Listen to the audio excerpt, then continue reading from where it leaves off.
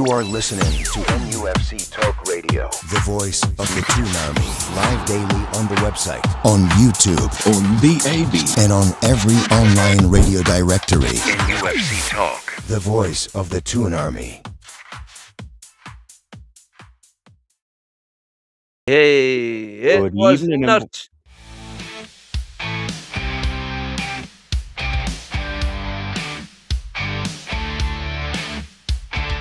because it's got the telephone number on there. There you go.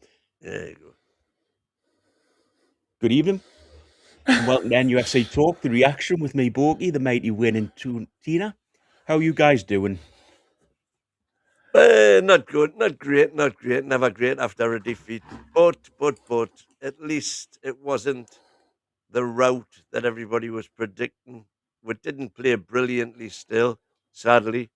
We weren't at our best. Was it to be expected we could be at our best?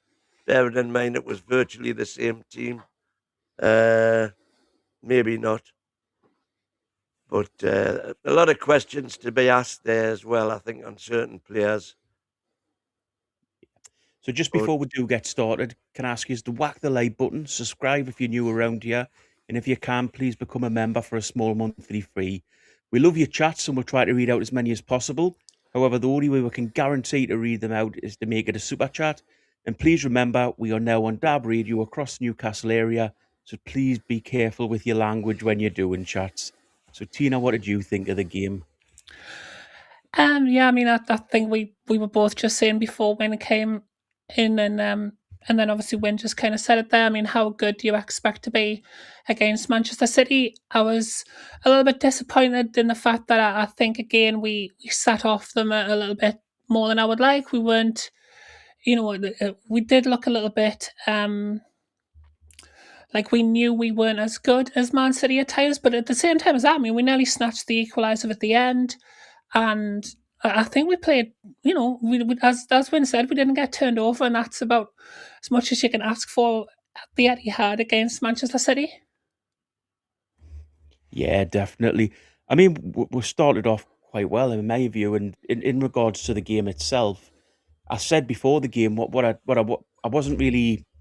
Obviously, I wanted we to win, but I was more worried about we're putting a performance in, and not looking like we were going backwards over the games that we've done. We all know Man City are a brilliant team, and to go to the Etihad and try to get a result is hard. In my view, I don't think we let ourselves down in that game. I think No.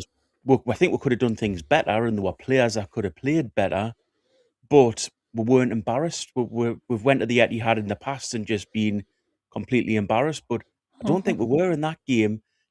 Whether Man City were at full pelt and they could have stepped up a gear if needed, I don't know. But it wasn't one of the performances where I was disappointed. It wasn't sort of you come away completely disappointed, because we did. I think we can keep the momentum going from that. If there was one game over this week that we could probably not afford to lose, I hate to say that, but we could accept if we lost, I think it was the Man City one. I don't know how you guys feel about that. Yeah, I agree 100%. I think that's spot on. The only thing that I think we did see, we were all querying at the start what the lineup would be. Would he try something different today if to go back to success formation at home? And obviously we didn't do that. And it also showed, I think, that maybe Baltimore in that midfield position against better teams is, potentially not the answer, the magic bullet that we thought it might have been. I think for me, Okay, I thought Gordon was pressing well from the front, but was not getting the backup from everybody else. I thought Elanga had a particularly poor game. Yet Nori was finding himself in acres of space. So Trips has got to decide, who do I mark, Marmoush or yet Nori? No, and that should never have been the case. I think for me with Baltimore, he did try to play him as he wasn't like a 9+1, 9 to 10 the night like we've been seeing. He did actually try to play him in midfield, and that failed for me. He's definitely not a midfielder. He's not that way built as a player. I don't know how you felt about that, Tina. Yeah, I mean, if you were going to play a Walter Morrow as deep as that, it might have been better to have just had Joe Linton on from the start, because I think Walter Morrow was a little bit too deep today. But again, I mean, was it more just because we were, again, I mean, Manchester City's the team that you've got to respect, so maybe we were sitting back a little bit further, and Walter Morrow would have, if the game had opened up a bit, have then moved forward a little bit. But yeah, I mean, if Walter Morrow's going to be starting to play as an actual centre midfielder, I don't think he's but I mean, again, I mean, it's against Manchester City. They are a world-class team, and it's going to be difficult to play, especially in a position that's like central midfield against a team with a world-class central midfield. We probably couldn't base a judgment of him in midfield on the game away against Manchester City. I know there's going to be a lot of questions about this over the week, but there's for a you, lot of questions about you wearing red and white stripes on the show. Who? Tina? Red and white stripes. I've got a black and white top on. It's got a red cardi. It's not even red, it's pink. It looks like red and white stripes. No, it's pink, and it's the zip. Anyway, getting back to the football. I'll take it off. My apologies. What are your feelings with Walter Morrow moving forward? Do you think he is a striker? Is he an attacking midfielder? No, how do you solve a problem like Walter Morrow? I guess wins the question. I think he's a 10. I think that's where he needs to play. The way we're set up today for me was like really 4-1-4-1 with him as the 10, if you like. But obviously you're playing City, so we're getting pushed further back. I mean, he put a couple of beautiful balls through, one of which should have been more taken advantage of than it was. So he was doing it to a degree, but just City are so good, man. Again, we were losing those pack battles in midfield. Every time was a blue shirt coming away with the ball. And then because we'd packed that scrummage, if you like, trying to get the ball back, when they played it out, they had players in acres of space. What did you think, Tina? What do you think of Joe Linton? I was going to say that. Walter Morrow, where do you think his best position is? I mean, I was saying in the build-up show, I think for us, I think his best position is just behind the striker. I think he's shown that the last couple of games, or if then dropping a bit deeper into midfield. But I think because the thing is, and I get that he plays very much up front for other teams and for Germany, but he's always going to drop deep for us. So if he wants, he can think of himself as the number 9, but then you just have like Gordon as a number 10 running past him. If he wants to think of it like that, if he's desperate to be the striker. But I think he's proven that he's really good behind another player. Yeah, definitely. So just moving on to the game itself, obviously the first goal was the O'Reilly goal for City. Do you think Pope could possibly have saved that? Do you think another keeper might be saving that? I do think, I'm not saying he should have saved it, but the one thing we give Pope credit for, if you remember Man United, their goal from a similar position, aimed to the same place in the goal. Everybody was saying Ramsdale, because he got his hand to it. Ramsdale was saying he should have saved that. That Pope might have done. Some were saying Pope would have done. Well, the point, the proof of the pudding was in the eating there, and Pope didn't. Ian Fleming, thank you very much. You got a 2-1 prediction right. 5 points to you. Congrats. Well done, mate. And Christina, what did you think of the goal? Do you think, obviously, Wynn thinks Pope could have done better, and I agree. Do you think it was partly down to trips as well, and the chance came because of his positioning and lack of speed, I guess, is the harsh way to put it?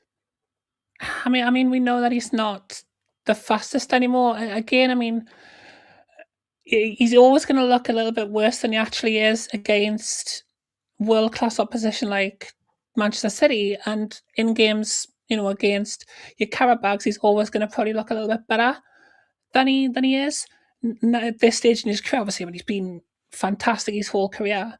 But yeah, I mean, maybe Pope should have done a bit better. I mean, again, it's a difficult one for him to get to. And I mean, we know that Pope's not. I mean, he's again not the long-term solution. Maybe is like what you would want as your first choice goalkeeper in like 5 to 10 years. But I mean, I don't think Ramsdale would have saved that. I don't think there's a list of goalkeepers that we could have at this stage in our development that would have been, definitely saving that, if you know what I mean. Yeah, I know definitely. exactly what you mean. Yeah. I think Becca's been watching all the Prince Andrew and the Man City shirts and memes, just saying 115 reasons why we were never beating this team. Yeah. And just quickly to move on before we go through some chats with the Ramsey penalty decision in the first half, penalty shout in the first half. Do you think our players are a little bit soft on decisions like that?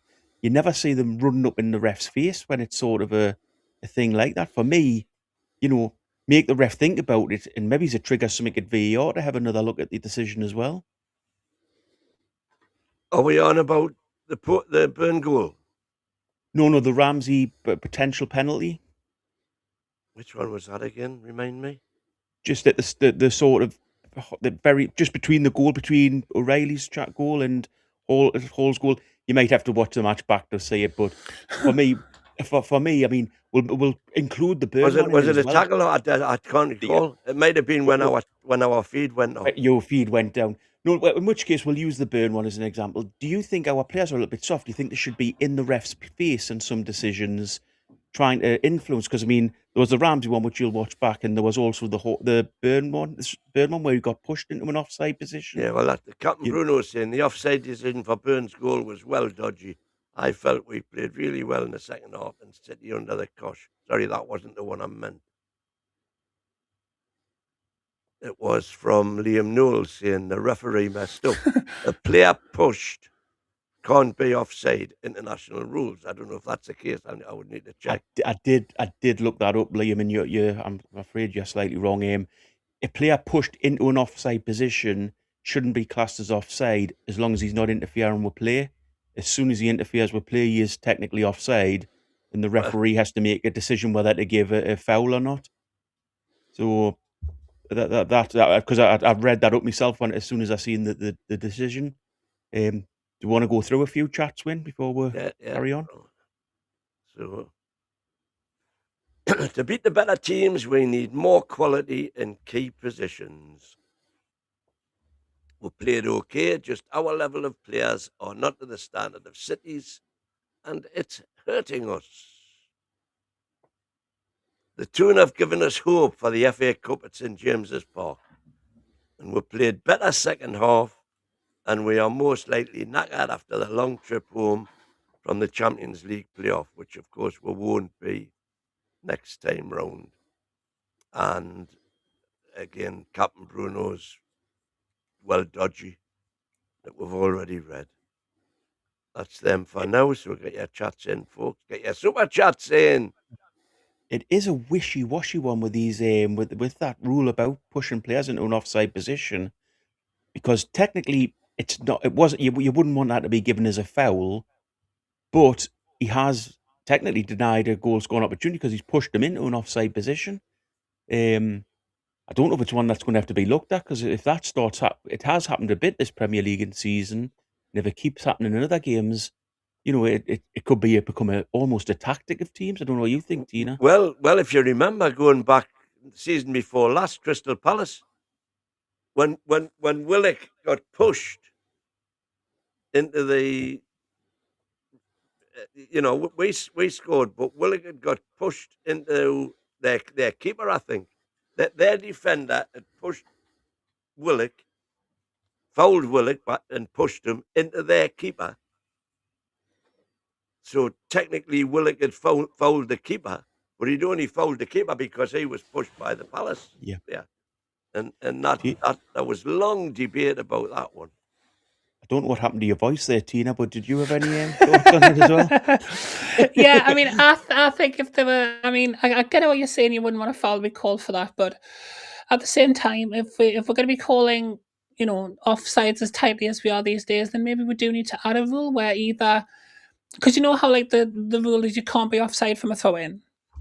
So maybe they could make another thing where if you're in an offside position, and even if you interfere with the ball, if you've been forcibly put in that position, but I mean, forcibly is probably too strong a word, but if you've been purposefully pushed into that position by the defensive team, then maybe it either shouldn't class as offside or it gets classed as almost like because obviously not denying a goal scoring opportunity, because that by letter of the law becomes like a potential red card. But I would definitely say like a version of obstruction where you need to be penalised for something, so it then becomes a free kick, even if that was if you brought back the old like indirect free kick rule for Yeah. a decision that's as grey as that. You know what I mean? 100%. As I say, I mean, I'm sure it's one that the football chiefs will be looking at, but there has to be something done with it because you can't just have. I mean, we scored. To be fair, even if Byrne hadn't been pushed and hadn't been in that position, he would still have got in to get to score that goal. If he was, the player had just carried on without him being. I mean, technically, he was fouled. That's the problem. Mhm. So should VR be looking at that and saying he was fouled? So it is a penalty. Yeah, I mean, I think that's as Gary pointed out at the time, though, it was at the time that he was pushed, it was actually a dead ball because he hadn't actually kicked the ball at that stage. yeah. It wasn't So it until couldn't he begin. made contact with the ball Yeah, he's that Yeah, offside. but then you get the referee calling, although he doesn't change the. I was going to say you get the referee calling things when there's a corner before that's being taken or a free kick, but it then just kind of either gets retaken or like it never changed the decisions. So yeah, I retract my interjection. So oh, now we'll move there's on to the Phil high. saying the ball is Yeah, dead before he pushes him. Can't give a foul. Same yeah. as what you see at corners. So technically, should the referee who made the free kick be retaken?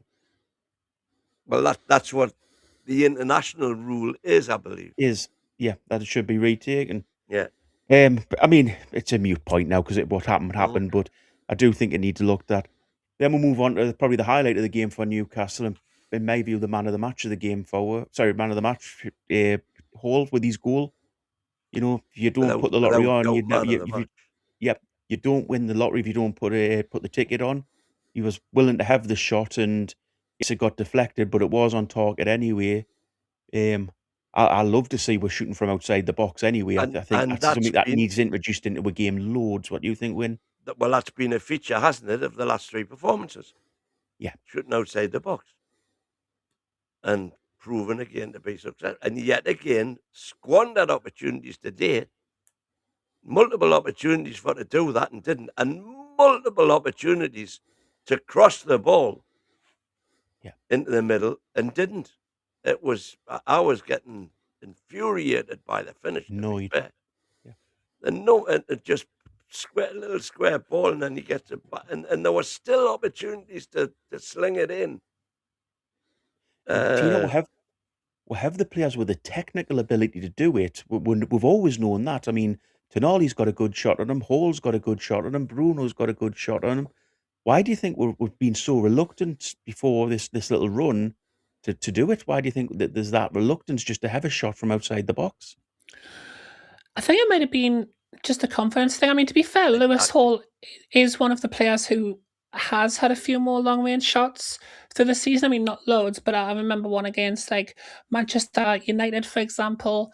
And he's never been scared to have a go. But I think from our midfielders and like wingers, there's been like a big reluctance. And it's definitely no mistake that as we've started to come into a better run of form, now all of a sudden we're taking more shots from outside the box. Like it's confidence. As the confidence goes up, hopefully we will see that become more of like a regular part of our game. Yeah, 100%. I mean, as I say, I love seeing shots from outside the box. I love it when we get a free kick and people go to Hall again, went for a free kick directly in the second half. You know, I think it shows two things. It shows that you've got the skill to do it, and secondly, you back yourself to score. You're not scared to have that shot. The only thing I would say about that particular incident is Tonali's over the ball, and I would rather have seen Hall run over the ball and Tonali have the shot, because it was from the left hand side. It was better Yeah. for a right footer, I thought. No, I agree. I always like to see it. I mean, I suppose the one that slightly goes over this was when Robert used to shoot from that side. He always thought he had more of a chance from his own side on the left than on the right, because he had such a bend on the ball when he hit it from the left hand side of the He used pitch. to more or less hit them straight and allow the ball, because he was unique. Unique. Anyway, unfortunately, we haven't got him anymore for the left wing. I think we could definitely do with him at the minute. Then obviously we went on to O'Reilly's second goal. For me, it was a little bit too easy from us just to let him. Firstly, we started to do what we've done game after game, where we scored the goal and then stepped back and stopped attacking. We sort of thought it looked like we had the mindset: we've got the goal, we've got to keep hold of this, we've got to, try to stay strong at the back, and it didn't work. I mean, you said last night, Win, that if we tried to defend against these, we're knackered basically. And I think that very much proved your point, that second goal. That's right. They were static as well. But the other thing was, we had a back line of 5, but there was only 2 of them, 2 of the 5, marking anybody, which was how Riley could just come in and had his free header, because nobody was picking him up, but marking him. Yeah. 100%. Infuriating. What did you think of that goal, Tina? Yeah, I think,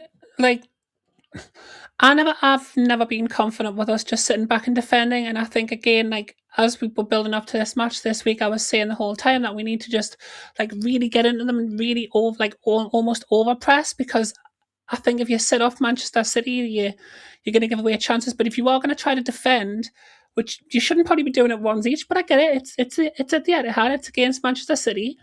I can understand why you would naturally kind of fall into that mindset. But if you're going to try to defend, you've got to keep your concentration. And I don't think we had enough concentration when we were trying to defend against Manchester City. And that's, for me, how they kind of got through for that one. Yeah, definitely. Have a quick look at the chats. Of course I can. JT Afila, Elanga's ability to cut inside really made us a bit predictable. We genuinely need a left-footed right winger. Didn't always used to be a thing, that did it? The inverted foot for the winger. Ryan Giggs was always one of the best known left wingers. He was left-footed. David Beckham and Figo on the right.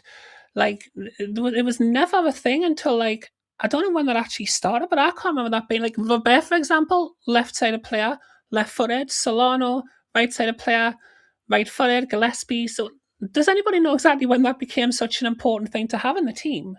I don't like it. I want a right footer on the right wing. I mean, it works if you've got Lionel Messi and Cristiano Ronaldo. Absolutely, if you've got players like them who cut in. But yeah, I don't know when that became such a staple. Well, we're knackered if we don't want to play this position the same way with the inverted wingers, because all the wingers are right-footed. Yeah, we haven't got a left-footed winger.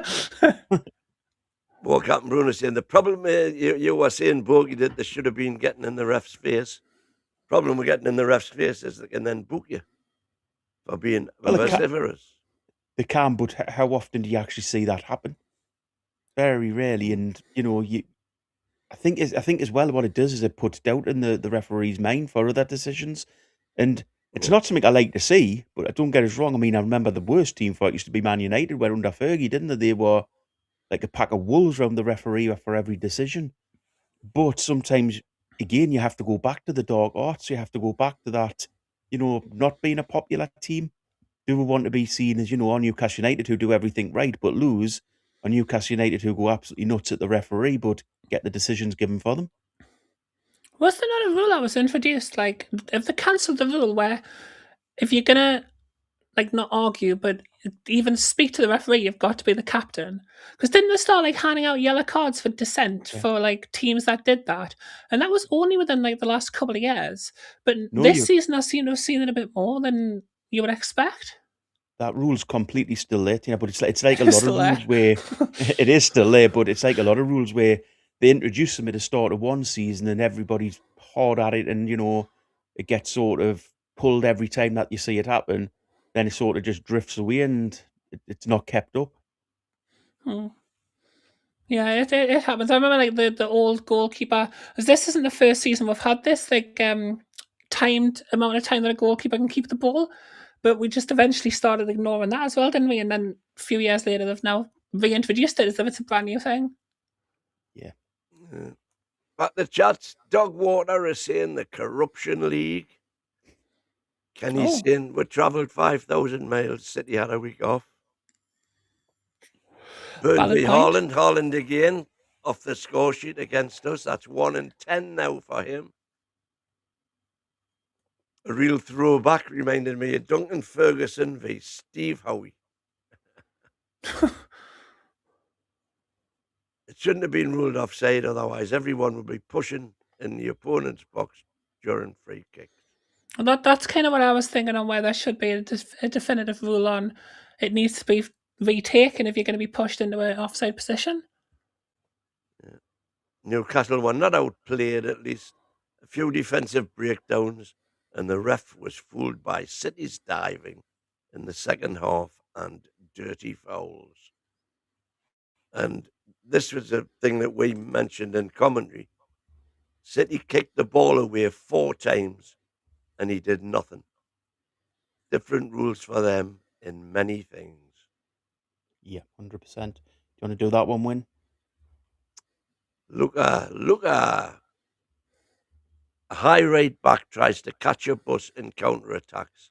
Elanga drives left-hand drive vehicle in the UK streets. And the keeper was okay.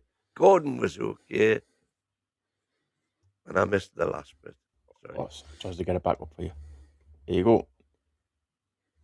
And Walter Moore going to be a centre-back soon. Thank you very much for the super chat there, Luca. Cheers, Luca.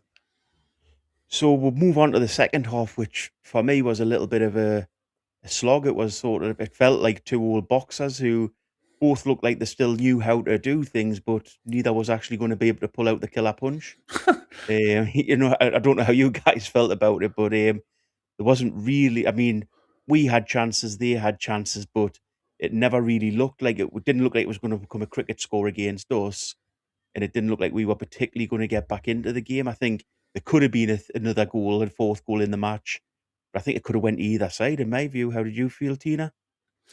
Yeah, I mean, it was. I think the second half was where I got a little bit of hope for the next match against them, because, as you say, it was very like it could have went either way. The second half, they had chances. We had chances right up until the end as well.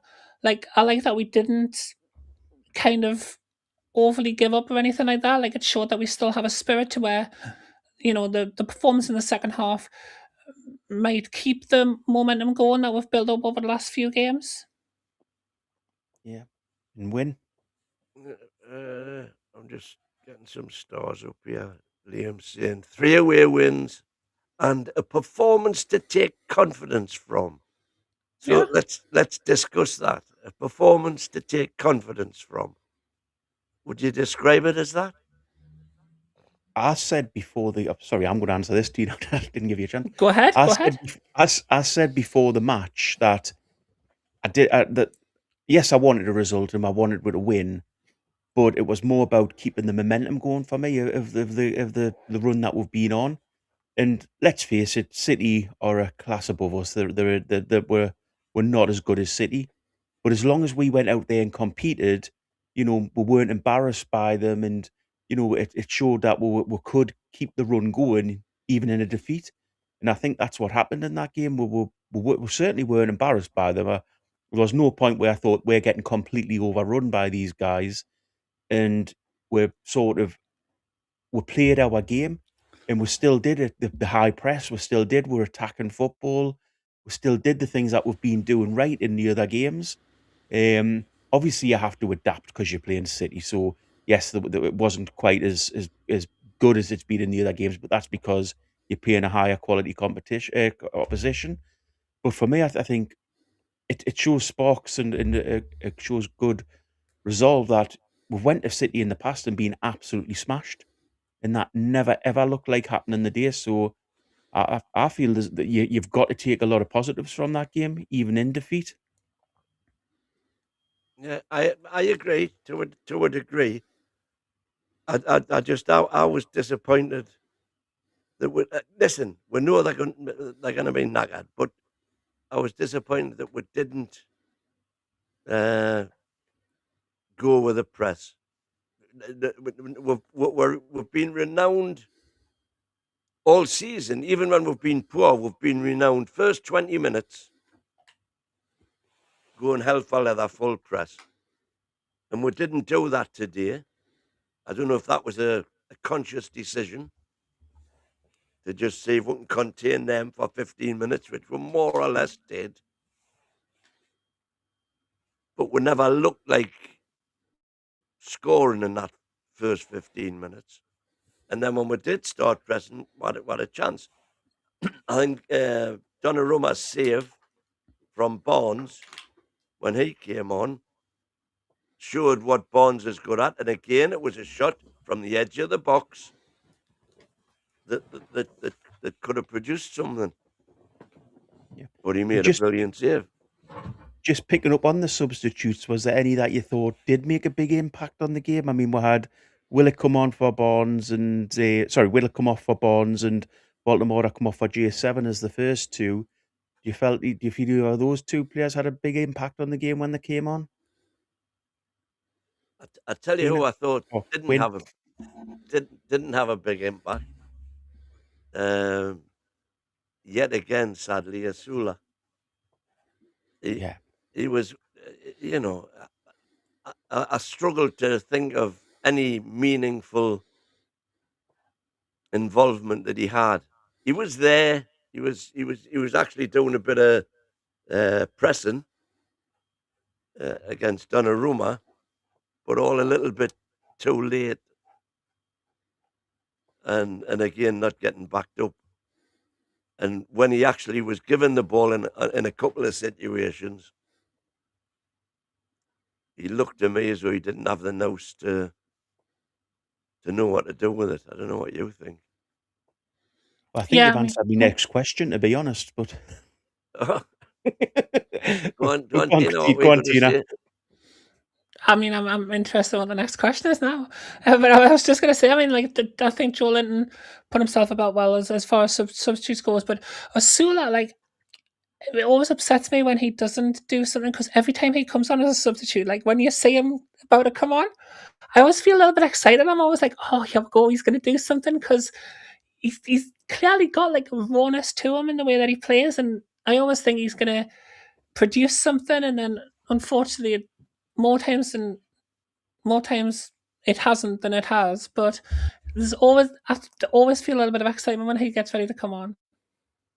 Do you think it's a little bit of a hype with Asula, though? I mean, he's had a few good glimpses forward times, and yes, he scored a couple of goals forward. But has he ever actually been the great player that I think a lot of our fans have in the head he is? I think it's more through his passion and the way he acts off the pitch. And, the way he obviously loves playing football and loves being, part of this team. But the actual player himself, I don't think lives up to the hype beforehand, would be what I would think. Sorry, go on. No, go on. I was just going to say, I remember one game early on, I think it was last season, and he came on, he played on the right, and I can't remember for the life of me who it was against. In that match, he played well enough, but that's the match that I still get excited about all the time. I think outside of that match, he's never lived up to the hype much, but that match is where I got hyped for him. But was that not the Crawley match? I can't remember at the all. FA Cup. Honestly, cannot remember. I think Asula will go on and have a great career, but I don't personally think it'll be in the Premier League. I think potentially he could go abroad and have a good career, because he's be good in that sort of slower pace type of football, or maybe he's even dropped down to the Championship and be a good player. But I don't think he's ever going to be a top, definitely not a top end Premier League player. Maybe he's not even a mid-table Premier League player. That's an I don't know what you- interesting point from Phil there, saying we went man for man in the second half, which is a huge gamble against City, but we looked so much better for it. Well, I do think we looked better in the second half than we did in the first, but I don't know whether that was maybe because City already had the lead and, didn't have to push the buttons to go forward. I think that was a great shout if he's seen that, because I mean I must admit I didn't see we go man for man. I didn't play in my head would went man for man. I'm gonna have to watch the match back and see if that was the case. Did either of you guys think would went man for man? I didn't. But I don't think we did enough, put it like that. Because if we went man for man, Nouri would have been Elanga's man, Mhm. and Elanga was just walkabouts all the time. Oh, With a lot of comment in the chat about Elanga being poor. I think we've got to get on to that, and we should go on to that now. What was your thoughts on Elanga the day, Tina? Again, I mean, he didn't really do anything that like stands out as something that I can point at as like a real plus point. He's I guess he's not looking as low on confidence as he was earlier on in the season, but he didn't. I mean, I can understand why people are disappointed in his performance, but again, I like that people are still expecting him to have a good performance. And I mean, to be fair, when he went off was the first time that we actually gave something that he probably could have chased, that Murphy was never going to have a chance at. But yeah, he didn't have his best game, but probably not exactly his worst game either. And again, it is against Manchester City, so I'm kind of forgive him. What's that scoring us on what post-mortem? Bogey 8, mighty win 6.5, Tina 7. There you go. I've You get always the said seal of approval off, was it? I've always said has got great marking skills. Probably the best marker I've ever seen. With Elanga, for me, I just don't see anything in him at times in regards to, he's got the speed to get into positions, and he's got the speed that he can, potentially open teams up that way. But anything else, it just doesn't seem to be there. He can't hold the ball up. If he loses the ball, he seems to lose interest. He doesn't chase back. I think this is something that you realise when you're with Gordon, and when you compare Gordon with Elanga, is people call Gordon a lot, but Gordon, when he loses a ball, and sometimes he loses his head when he's doing it, but you'd rather that than not do it at all. Gordon will always try to get the ball back if he's lost it. Elanga just seems to, if he loses the ball, he just seems to lose interest in the game. I'm looking at Elanga's stats here. His passes, 14 out of 17 accurate passes. But I can recall at least 10 of those being back to trips. Yeah. Which is weird, because he then didn't really offer trips a lot of support at right back. No, he wasn't getting into space to be found by trips. He was coming back. He was coming back. So trips, instead of passing it 40 yards down the lane for him to run onto, he's come back to within 20 yards of him. So he's passing it 20 yards. Then he's got two players on him. Pass it back to trips, and still not making the run past the defenders.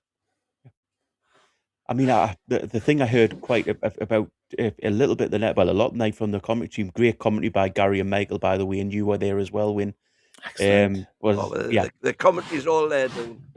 Yeah, but they kept saying, "Where's Elanga? Like when they were attacking down the right? Yes, when they were attacking down their left. Yes, we know Trips hasn't got the speed now and needs help. But all you heard was, and there was especially one moment where they both went, "Where's Elanga?" Then I think Michael went, "Oh, there he is, just coming into shot now." It's embarrassing at times with him, because he just hasn't got that side of the game for him. No, he wasn't. I look at you for your $2, mate. By the way, the midfield's solid at judo.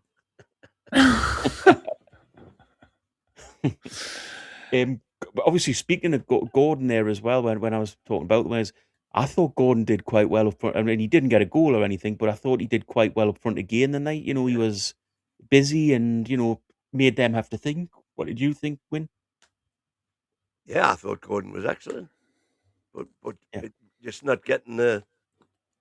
I'm not going to say not getting the support, but his game was to press and bring everybody up, and you know they weren't doing it. Elanga wasn't doing it particularly, you know, in particular Elanga, and unless everybody does it, it's a waste of time because then Donnarumma still had one player to pass it to safely.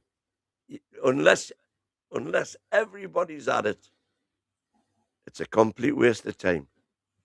100%. And what do you think? What did you think, Christina, Willock and Ramsey the night in the well, they were sort of played different positions over the midfield, but I suppose we have to class them as central midfielders. Did you think those two guys had good games? I mean, again, I would prefer us to be a bit tighter on Manchester City, like when they had the ball. So like that kind of falls on the centre midfield. But I mean, they weren't dreadful. Again, I mean, it was they weren't. I mean, it probably would have been better if they had been a bit more like Gordon, like a little bit more proactive. And I don't think for the defensive way that we like for how we were lining up when Manchester City had the ball, I don't think they were necessarily the right pick. But I mean, in the second half, they were both fine. I mean, they were involved. I can't think of anything that they did to make me angry. Except Ramsey, I think maybe, obviously not like go wild for it, but I think when he was brought down, when he was fouled, I would have liked him to have maybe at least looked like he didn't like just accept it as a good tackle. Because I think potentially we could have had like a. I mean, I'm not sure it would have been a penalty or it would have been like just on the edge of the box, but I definitely feel he would have we could have got something for that. Yeah, I don't think either of them are ever going to be world class. You know, breaking down Man City sort of defense sort of thing. But I think they both put a performance in. For me, they were both of a level. You know, they weren't embarrassed by anybody on the pitch. You have any feelings on it, Win? Well, I didn't think Willock had a good game. I'm just looking at getting his stats up here now. 9 out of 13 accurate passes. 5 out of 9, you know, just over 50% in the opposition half. 4 out of 4 in his own half. Isn't that just the way? Everybody can pass backwards successfully. And 1 out of 3 successful long balls. So his pass map doesn't look great. And if we just move on, sorry, mate. Ramsey, I thought, had a couple of moments, but equally in those midfield skirmishes that he was so successful at the last 3 games, he was virtually invisible. And if we just move on to the defence now, I'm going to maybe be a little bit controversial here, but I thought Chow looked tired tonight. He sort of he played. He seemed to be the one that was playing players on side at times. He wasn't quite stepping up at the right pace. He just looked like a guy who had played 30 odd games in a row. I think tonight. I don't know what you thought of Chow tonight, Tina. Oh yeah, I mean, I think we've been saying. I think we've all known that it was going to get to a point where Malik Chow was going to start looking a little bit more tired because of just how many games he's played. Like, I mean, he's almost putting in a Bruno shift, isn't he? Like, he's playing every second of every game. And it's not as if it's not as if he's not been very heavily involved in all of those games. Like, not only has he been probably the shining light of our defense for most of the season, he's also came up with quite a few goals this season. So it doesn't surprise me. Again, maybe against a team that wasn't Manchester City, that isn't Erling Haaland, maybe he wouldn't have been looking as tired. Like he would probably have still been able to have a very decent performance. But I mean, yeah, it was. We've said for a while that in some of these games maybe we should have given Malik Chow, maybe 10 minutes. But that's the thing, though. I mean, we don't really, since Shaw got injured, what real choice have we had? I mean, Botman's been in and out. Dan Burn literally only came back from injury, and Botman then got injured again. So it's not really anybody's fault. But yeah, we've known for a while Chow was going to start looking tired eventually. Welcome, Peter. All right, lads and lass. Right. What did you think of the night's game, Peter? Are you impressed? Like you have said, I think it was nice to see that we were in the game all the match. I think we were always had a shout. We were in with a chance of pulling it back to 2-2, which we've not seen for a long time at the Etihad. So they showed a lot of guts. I think they showed a lot of organisation. Toon Army, I think, was okay. I think Toon Army and Ramsey were decent. I just want to say about, I don't want to be too negative, right? But I heard you talking before about Elanga, and I feel like, and I kind of touched on this a little bit in the build-up, his demeanour, he's too soft. He's not a killer, and he hasn't got that winning instinct. Do you know what I mean? He's not cutthroat enough. He doesn't harass or on or off the ball. He's very kind of meek, and I think that's his downfall, because he's got a lot of obviously he's a speed merchant, and he's got a decent cross on him at times as well. But those moments you see when he could have played Gordon in, Gordon was like making a really good run. Elanga just needs to play it in front of Gordon. Even if it's a bit too far, Gordon can nip ahead, maybe get a penalty or whatever. So that moment there, and then another moment when Elanga was in the box and he decides to take on the defender instead of crossing it deep into City's box. Those two moments I thought kind of typified Elanga really this season. And it's a shame, because I think he seems like a good lad. But yeah, it's kind of frustrating watching him tonight. And do you think that's something that can be trained into him, Peter, or do you think that's just the style of player he is? I'll be honest, Bork, yeah, I just can't see him being a long-term success. I think we'll get what we can out of him this season. I just don't see it, though. I don't see him being a long-term player for Newcastle. Travoy Any agrees. other panel think he will? Well, Travoy's saying Elanga doesn't look like he's going to get any better. He just runs into players and falls down. Go on, Tina. I was just going to say, but we've seen that he can be a better player, though. Like, he wasn't terrible the season before he joined us. And, I mean, Two obviously... seasons before, really. Yeah. I mean, there is a player there. And as you say, it's really fast. And there's been a couple of glimpses this season where he has looked like he's got something about him. But I think today it showed a lot more of his weaknesses. And he doesn't have... as I think it was Bucket I was saying earlier on, like the spark that Gordon's got, where he's always putting himself about, and Elanga it really showed today how much he lacks that. Do you think though with Forrest a little bit of it was he was a big fish in a little pond? Yeah. When he's got here, he's got a lot better players around him now, and the team don't play to his strengths. That's not going to be how this team's going to be set up. We're not going to be set up to play to Elanga's game. So Well, do you think yes, that's how he's being found pure out? counter, wasn't it? Yeah. So do you think that's how he's being found out? I mean, I can see how he works in a pure counter team, will you just say, because he's so fast. And if his job's just to run, then yeah. But for us, and especially with us being in the Champions League, that's not enough from a player. Just in my view. Yeah, I think Phil's hit the nail on the head as well in the comments. He says there, Elanga looks so afraid to make a mistake.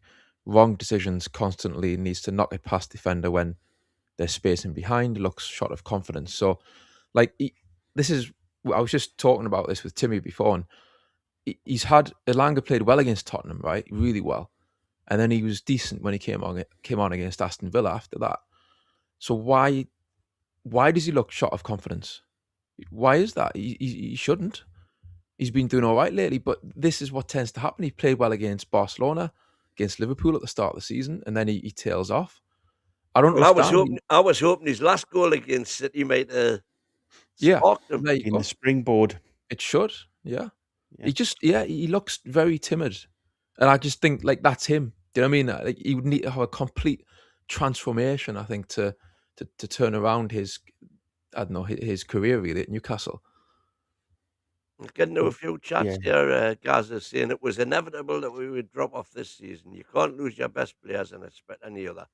Hopefully the club will get the signings we need in the summer. Let's just finish on a high. Fair shout. If we could sell a Sula, bring in Ivan Toney as a short-term solution, I'd be content. I'd be over the moon. Because he is robust. Robust.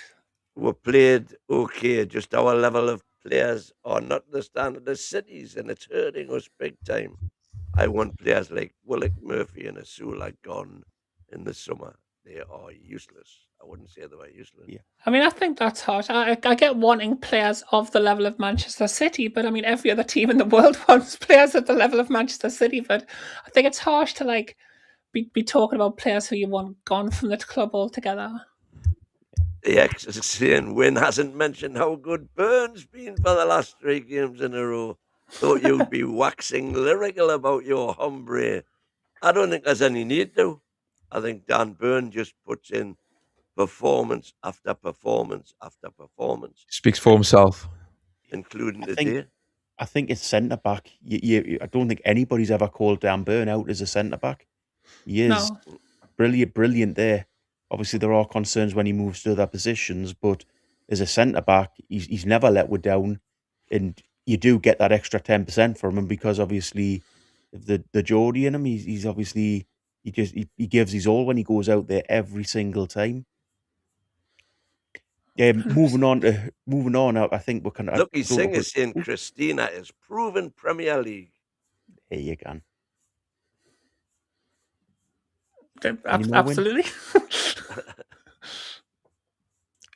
Who's he talking about there? Elanga. No, Christina. Christina. No, I don't think he was talking about me. I think he was talking about the Ivan Toney. Oh, okay. Ivan Toney, yeah. I think you're saying Ivan Toney is proven Premier League. Mm. Yeah. I think before we go, what we have to do is mention Hall's game the night as well, don't we? I mean, for me, he was man of the match. I don't know what you think, Peter. He's up there. He gave it away a couple of times, if I'm being really sort of hypercritical. But no, he still had, like, his energy levels were still really high. And maybe he's one of these players who thrives off that and likes to like rise to the occasion. He likes demands being placed on him. And some players, revel in that. So he was really good. Like you've said, Burn was quality. Yeah. I'm trying to think man of the match. I thought Gordon made some really good runs. I liked Gordon. Yeah, I think his movement is really good. We could have picked him out a bit more. He was one of the few players who looked like he thought we had a chance against Man City. Like he didn't look scared of them at all from the start of the game. No. Right.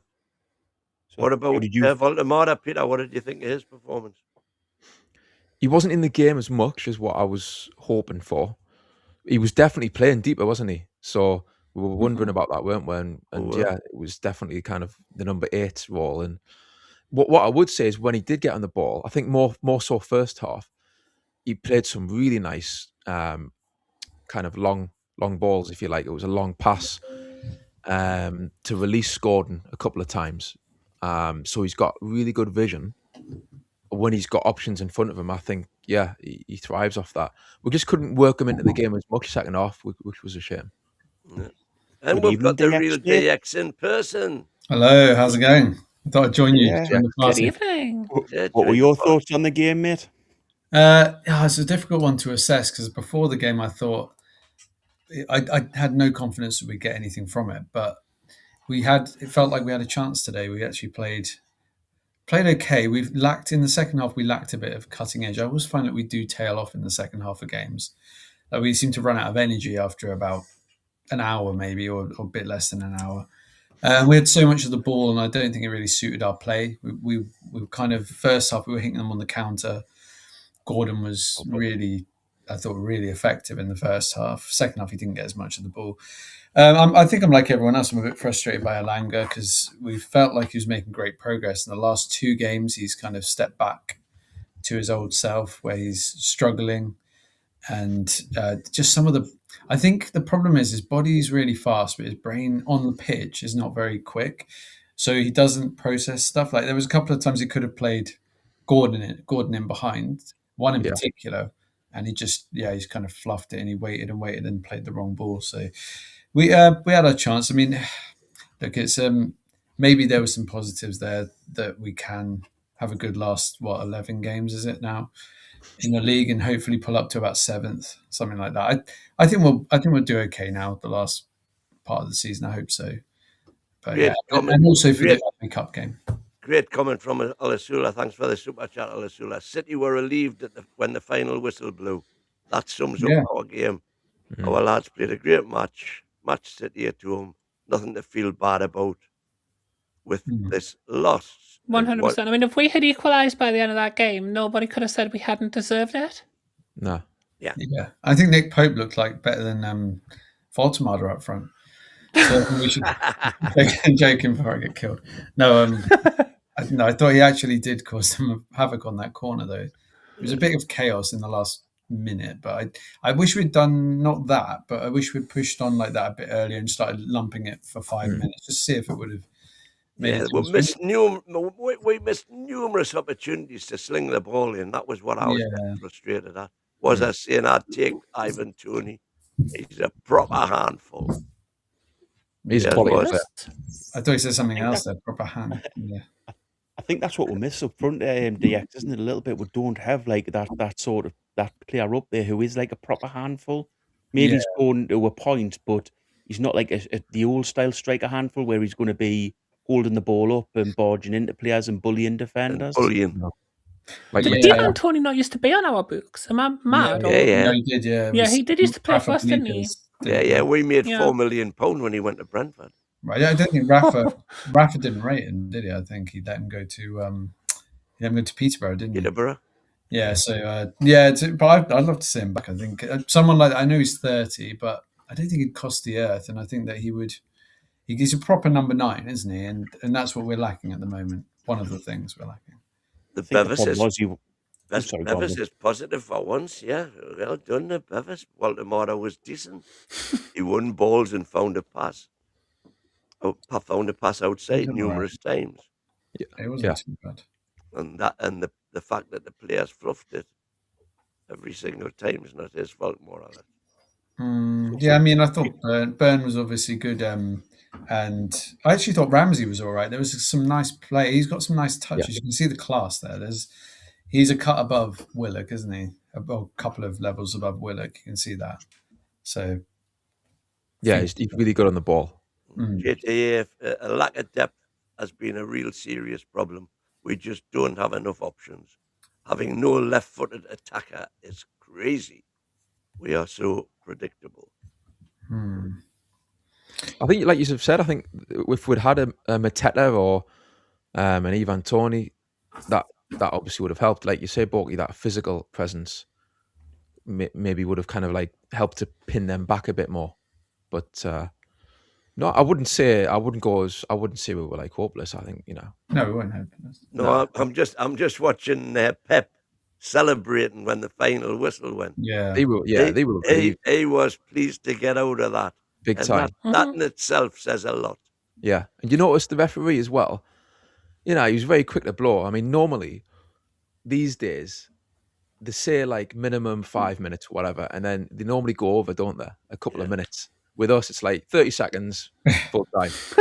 And that was because we were taking a corner at the time. Yeah, I think just to quickly run round everyone, do we think this gives us confidence for the Man City game at home in the FA Cup? You think maybe now we can look at it with a little bit more confidence? I'll bring it on. When we're knocking them out of the cup, we're going on to win our first FA Cup for whatever. So yeah, Carabao Cup last season, FA Cup this season. Well, You've heard it we've here got- first. Yeah. You know me for me long-term stats, and as I say, that every time Newcastle have played Villa in the FA Cup, one of them has gone on to the final. Guaranteed. Put a bet on it. So, We're winning that cup. Out, and then there's who's after that, Liverpool away or something. Just got to keep going. well, Yeah, when I the- first heard about the draw, go on, Win. well, I'm just saying that they tried doing that last season, didn't they, to stop us making us In pay the League Cup, yeah. to Yeah. everybody. I mean, I was gutted when I seen the draw. I was like, oh, bloody hell. But then when I seen it was at home at St. James's, that's when I thought, I'll bring it on. We're at home. I think we've got a good chance. Look at this, the gang's all here. Yeah, Hello, yeah. Tim. Raining men. I couldn't help it. And women. Yeah. Well, yeah. Now it's raining men, but obviously before. Yeah. I like just a But few things I'll get off the DX chest. is a lovely speaker. Oh, He makes the rest sound rough. you should Well, thanks, He's Wafa. yeah. He's a Just posh, until we come on, 5 out of boys. 6 people. He's a Sutton lad. Yep. Southampton. Go on then, Tim. What's your thoughts? Well, I think Elanga needs Tina. You know what I mean? I think Tina is Elanga's Everybody needs last hope. Tina. Well, obviously we all do, really, but in terms of Elanga opening his game, like, and it's tough, and it's like it's not the right maybe environment for him. I think we are a big club, and at big clubs, I don't think he's maybe that player that you want. But my God, it's just, I mean, Peter said it, those moments, you're not going to get many of those at the Etihad. And you've got to be able to play that ball into Gordon. You've got to be able to make the most of that time when he's in the box. And he just telegraphs it and he's shipped out of play so easily by the Man City defender. It's just so frustrating. Like I say, Tina, I think you're his last hope, like, really. I mean, I'll give it a try.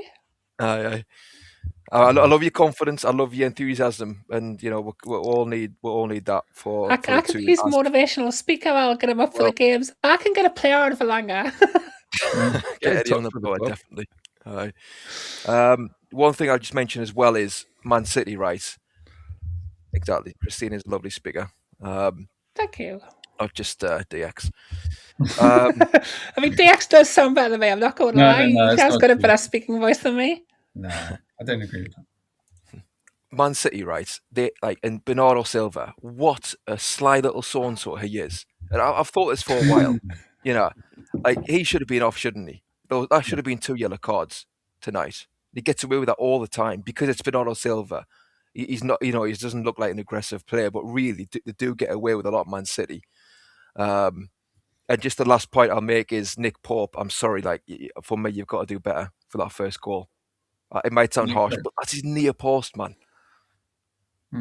It was hit quite well, and it seemed to deviate a bit. It had a bit of a swerve. Good strike it was. I'm not making excuses. Like, he should have probably. Well, everybody was saying, were they not, as I just mentioned before there, that Man City, when what's his face put the one past Ramsdale, everybody was saying Nick Pope would have had that. Well, there was the living proof that not necessarily.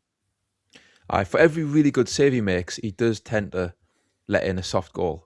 These days he does. I think maybe he didn't used to, but yeah.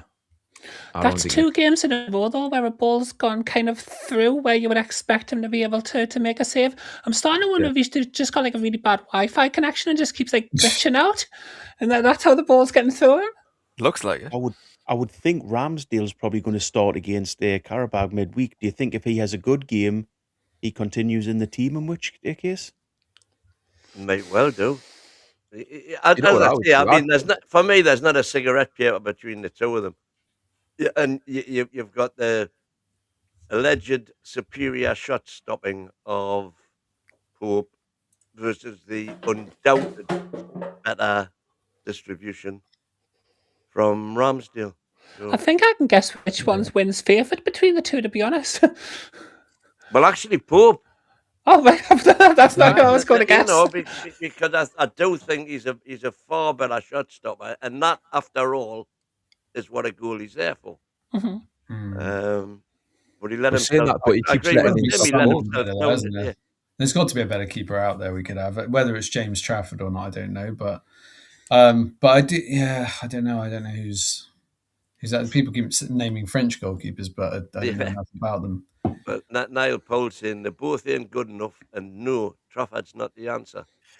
I thought Trafford looked good against us, personally. Yeah, against us he was good. Yeah, I quite like Trafford because he's a young goalkeeper, isn't he? Maybe he could be developed, but I don't know. If I can't think of anyone obvious unless you want to get Pickford in, but even he's not. I don't think that would go down too well. Yeah, that would be and he'd just start throwing a few into the net, wouldn't he? Maybe not. But the Bevis quote, the Bevis quote and Sir Bobby there, we're Newcastle United and the instructions are to win. I'm tired of this bottom-feeding, beaten down and belittled attitude now. I don't think saying that Man City have got a better squad and better players than us is feeling downtrodden and belittled. Yeah, I mean, there's only so far even my positive spin on things can go. Like, I'm not going to start saying that Jacob Murphy is as good as Cherky. Like, I mean, their names kind of rhyme, but there is a gap of quality between those two players. Yeah, I thought Gahey played quite well today, actually. He had a good game. He was class, wasn't he? He's just effortless, isn't he? Yeah. So Bruno and I almost pooped me pants when he came up for our last corner. Almost poped. He was making a joke then. Oh, I beg your pardon. No pun intended, as Chris would say when he hadn't cracked a pun. Wow, Chris catching strays and he's not even here. So before we start to wrap things up, can we go around the paddle and get who you think the man of the match was and the reason for it? We'll start with Win. Lewis Hall for me, without a doubt. You know, just it does things that I don't think I've seen any fullback do, left fullback do. Yeah. Beresford to a degree when he had Ginola in front of him, but Enrique, it just the number of tight positions that he can extricate himself from with apparent ease, and if he doesn't get away with the ball, he gets a foul or we get a throw in. And he's just he seems to be getting better and better. Peter, your man of the match and reason? I think Hall is a good shout, to be fair. Murder when you go second.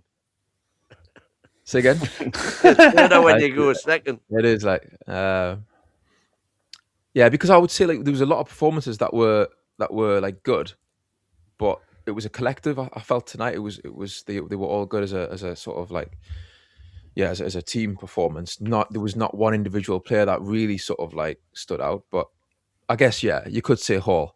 I mean, just on that, Timmy, you mentioned just before watching the game, you reckon we should maybe think about playing him at some point, maybe in the centre mid, further down the line. Not right now because we need him there, left back. But what do you reckon about that? Do you any of you see him as a potential centre mid? Because didn't Man City's goal scorer today, I forgot his name, but he started out at as a striker and then he went left back and now he's centre mid. Yeah. Well, Lewis Hall has. I would have no qualms about playing Hall in midfield unless it meant playing Dan Burn at left back. Yeah, we need to get a new left back before we start doing that. But he was originally, like, at Chelsea, he was considered like much more of a utility player. Like, he did play in midfield a little bit, like in the development side.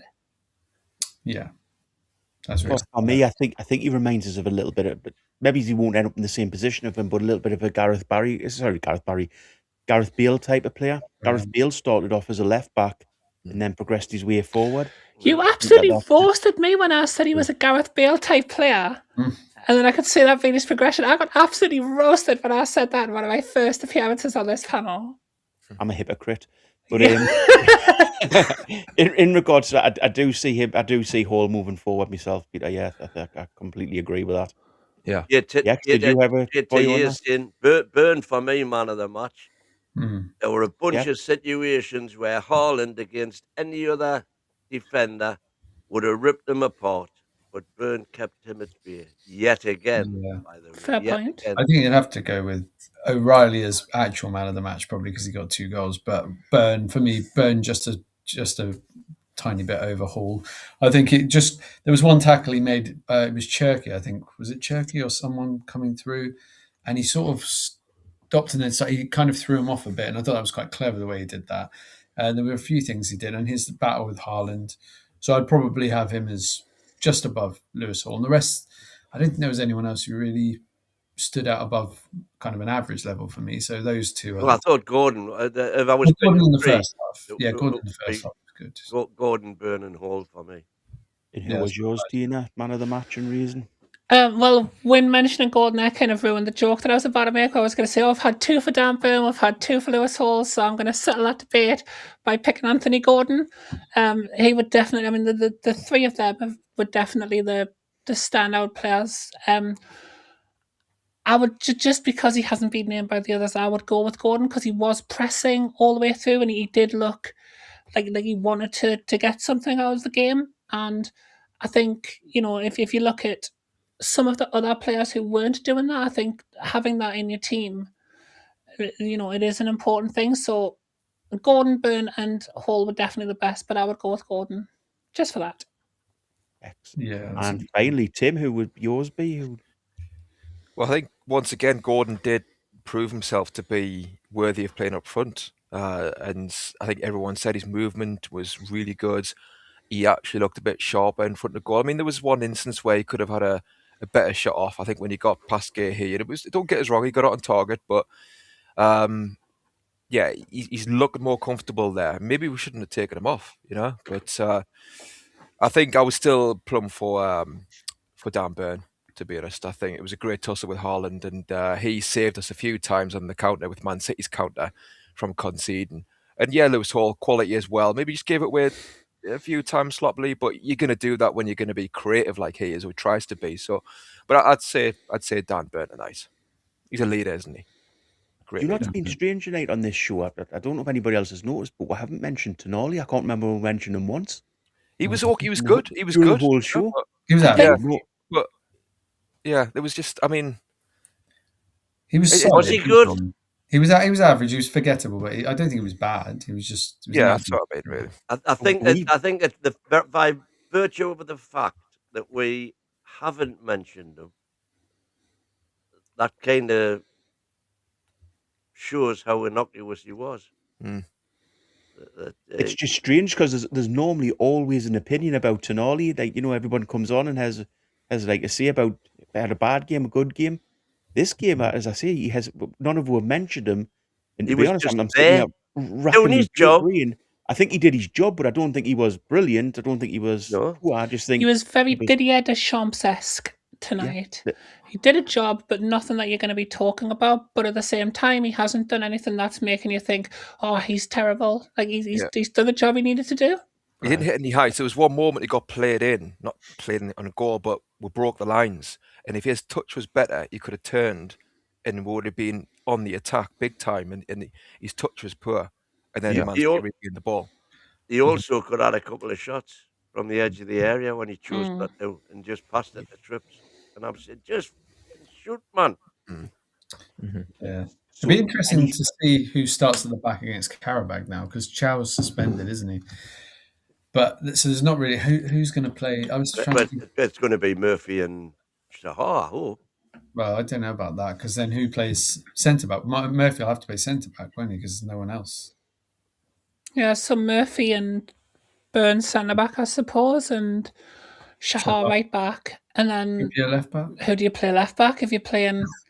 So I mean, play the right foot player left back and the left wing backs maybe. I don't know if then you can play Murphy. Well, then you need 3 centre. Another central defender with wing backs. You can maybe put Shahar. I know that. Alasula, thanks for your $4.99, mate. Miley, Hall, and Ramsby is our midfield in the future. Get 2 solid wing backs, and when you start looking at the future, creativity, pace, and youth. Interesting. I thought we missed Bruno. Actually, I think Bruno's guile would have. Unfortunately, he's still not going to be back. Yeah, he's the whole season pretty much. So we've got to just move on from that, I guess. By the way, So you do could I have play. Sorry, but Go on, Tim. No, carry on, Tim. you could hypothetically play 3 centre backs with Alex Murphy, a left-sided centre back, Dan Bird in the middle, with Shaha right-sided centre back. That's what I was about to A say. hybrid role, yeah, and then play Murphy, Jacob Murphy as wing back, and then obviously you got the question on who's on the other side. Maybe Elanga as a makeshift, who knows? But I'm thinking out loud here. So just It was good thinking. But can Shahar play centre back? But at least he's got that cover, hasn't he? It's not his normal position, but he's not like in a 2, he's in a 3, so he's got that. Oh yeah, he's got that. I Compensation. must admit, up for me, Tim, if you bring in the youth in, you play them in the natural position. I agree. think it's a bit much bringing them in and then ask them to play in an unnatural position as such. I But get that. I mean, that's my personal opinion. Yeah. Murphy can play centre back though, can't he? He's supposed to be. Murphy is a centre back. Yeah. But that means Lewis Hall starting again on right back. At left back, sorry. And you kind of want to rest him, wouldn't you? I think this is one we're going to wrestle with all week before the game, isn't it? Who's going to start and things. So have we got any final thoughts before we get away for this evening? Well, just it wasn't a normal City capitulation. So we've kind of kept the run going a bit. You know, the general consensus before the match was that, you know, we're going to get beat. And we did. But it's, as I say, I was watching Pep celebrating when the final whistle went. And that shows how close we came. Yeah, Pep's Nearly going there, to be... but not close enough. Bring on Everton and City. Any final thoughts? At least it's another one of these horrible games that's out of the way now, so we can... Yeah. Have we got 4 home games in a row? Is that right? Coming up? Yeah. So that's a relief. No, I think... We'll check. What were your final thoughts, Peter, any? Or... I mean, Everton's massive, and if we win that, you know, I think this game tonight, like you've said, we'll give a decent account of ourselves. We didn't get tonked. That makes a change, and they can take heart, I think, from the performance. Like you said to me as well, I mean, I was watching it at the time, and with Gordon coming off, I was surprised at that. I was gutted, really. I was just thinking he was our best bet, I thought, to score, really. But so that was a strange one to bring a Sula on, I thought, for Gordon. But yeah, I think tonight it's nothing to get too worked up about. You know, you go again, and like I say, Everton is massive now. They are. We've got 3 home games: Everton, Man U, and Qarabag. Right. But then we've got the FA Cup. Oh, and then we've got FA Cup, yeah. So there is 4. So we have got 4 home games. And if we can get something from all of them, I mean, a lot of something, then that puts us in fantastic heart for going away to Chelsea. And Man U and Everton are like there or thereabouts in the league where we are. So, right. You know, they're all 6-pointers now. Yeah, pretty much. I just feel like we've left it a bit too late in the league to have some sort of massive blast up to the top 6 or something. We've just too many points to gain, I think, anyway. But we'll see. I'm not giving up on it. But I think the cup, maybe the FA Cup, if we can pull off an unexpected win over Man City, then that becomes our best chance.